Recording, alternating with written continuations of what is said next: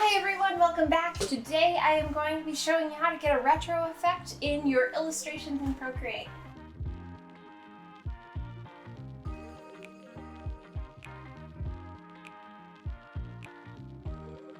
Before we get into the video, the brushes that I am using in this tutorial are part of a mini bundle that I have with design cuts. You can follow the link in the description to get those. I'm really excited about this bundle and having a lot of fun exploring this retro style in my artwork. I hope you enjoy. Let's get into it.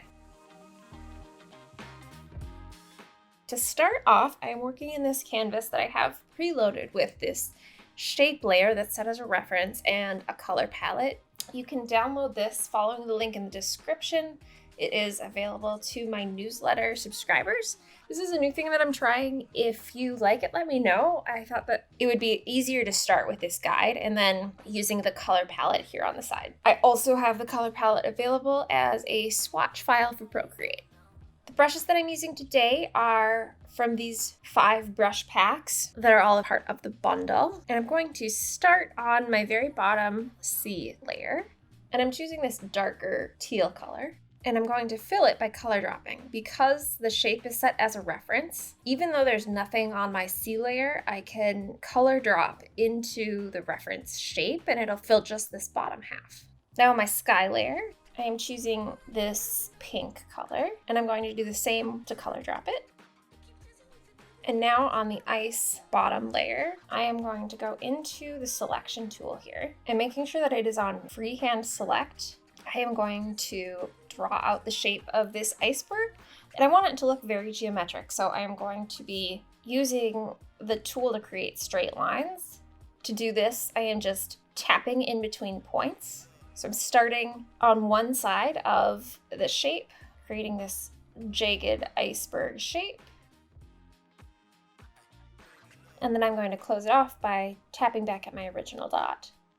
Then I'm going to go into my brush tool from this Mix Patterns brush set. I'm going to choose this Cross-Hatching 2 brush, and I'm choosing this mid blue color. I have the brush set at 100, and I am going to use one swipe to fill in the shape. Now I'm going to deselect and repeat for the ice top. And here I want to begin and end my shape at roughly the same points as on the lower so that it meets up.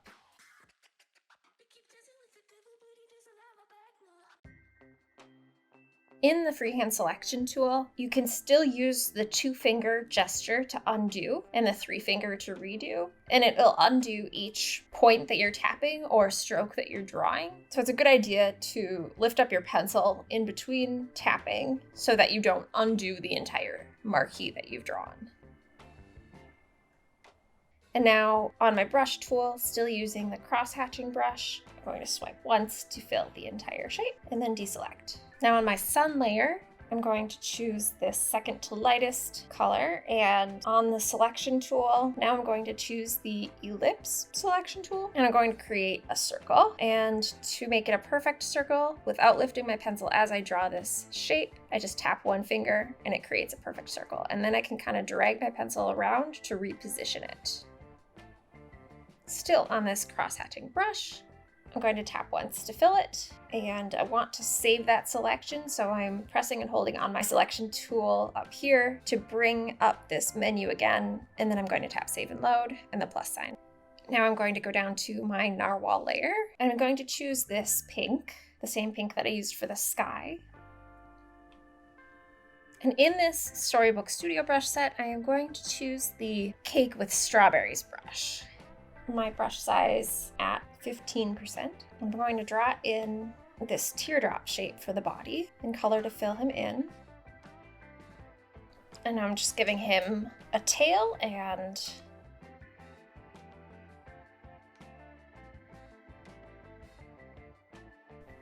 I'm actually going to resize him slightly. So I tap this selection arrow here and making sure that it's on uniform so that he stays proportional, bringing his size down.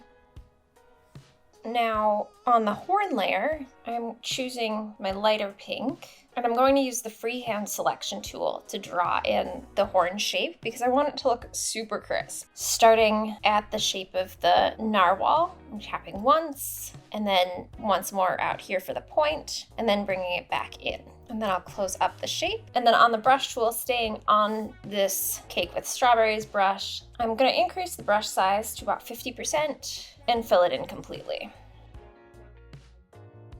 So this is what our layers look like so far. And from here, I'm going to be adding some layers, but these are all of our main elements. So everything that we add will be texture and shading. On the C layer, I am going to add a layer directly above it, tap the layer to bring up this side menu, and I'm going to tap clipping mask.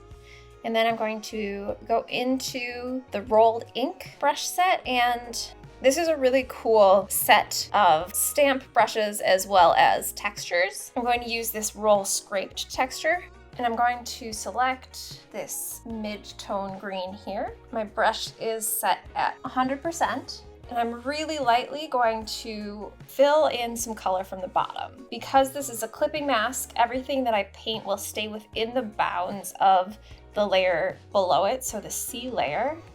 Then I'm going to move on to my sky layer, add in another layer above it, make this a clipping mask.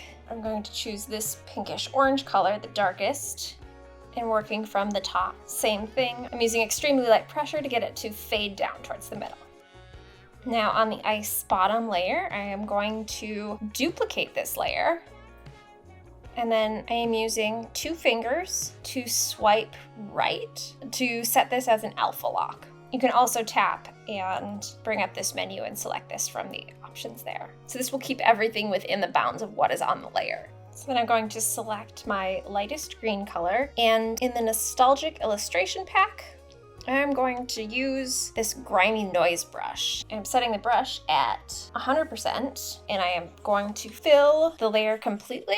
And then I'm going to erase with the same brush. So I'm going to tap and hold on the eraser tool, which will bring it over to the grimy noise brush on the eraser tool. And now keeping the brush at 100%, and again with extremely light pressure, I'm going to erase this lower portion here so that I can keep the slightest bit of this color and texture on the upper half here so that it fades in reverse of what the C is fading in. Then I'm going to do the same on the ice top layer. So I am duplicating this layer and then a 2-finger swipe to the right to create an alpha lock. And then I'm selecting this light blue color. And here I am filling it in completely. And then using the eraser tool still on the grimy noise brush to remove some of the color from the bottom and then reducing that to a gradient as it fades up. Still on this grimy noise brush, I'm going to select my very lightest pink color and go onto my sun layer. I have the brush still set at 100%. I am changing my opacity to 70%. I'm going to create a bit of a halo around the sun, and I'm going to build up some of this color and texture. And this bled over the edge here of the shape, so to remove that, I am tapping on the sky layer to bring up this menu. I'm going to hit select, and then I am going to invert the selection and then go back onto my sun layer, and using this arrow, I will just drag that off of the canvas to remove it. Now on the narwhal, I am going to duplicate this layer and then do a 2-finger swipe to the right to create an alpha lock. And using this mid-tone blue color with the grimy noise brush, I'm going to fill him completely. And then still erasing on the grimy noise brush. This time I'm going to decrease the size to about 40%, and I am going to remove this blue color.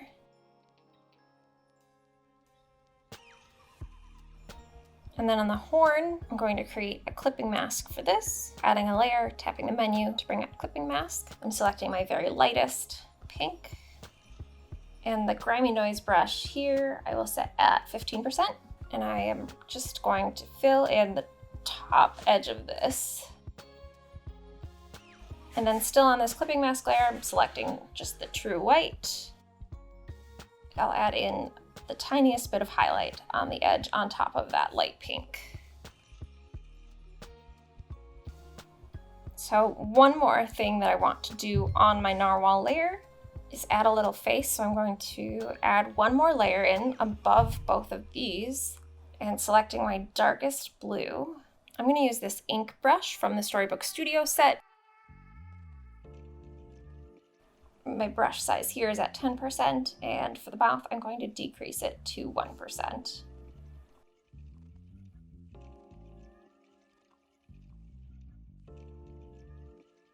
And then I'm selecting a solid white, and I will increase my brush size to about 6%.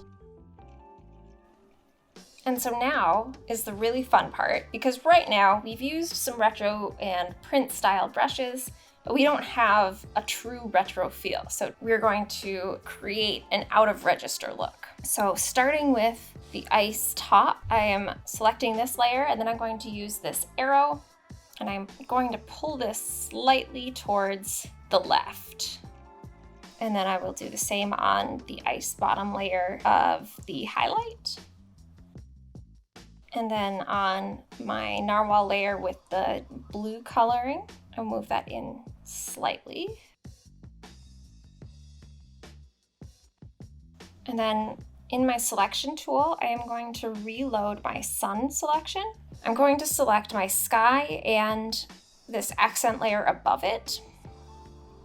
And then tapping this arrow here, I am just moving the shape slightly. After looking at this, I've decided I want to add in some of the hatching texture to the narwhal guy to make him look a little more cohesive with the rest of the piece. To do this, I'm adding an empty layer above this locked shading layer, and then selecting clipping mask so the pattern stays within the bounds of the existing shading layer. I have selected my very darkest blue color in the palette. Then in the mix pattern set, I'm selecting the cross-hatching 2 brush, and I'm going to keep it set at 100%. To fill the clipping mask, I'm just going to swipe with one single brush stroke.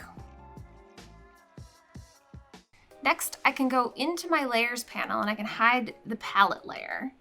Moving down into my shape reference layer, I am going to use a solid white color and one more brush from the rolled ink set to give this a vintage print press kind of look. The brush I'm going with here is the Rolled Stamp 4, and I'm keeping it set at 100%.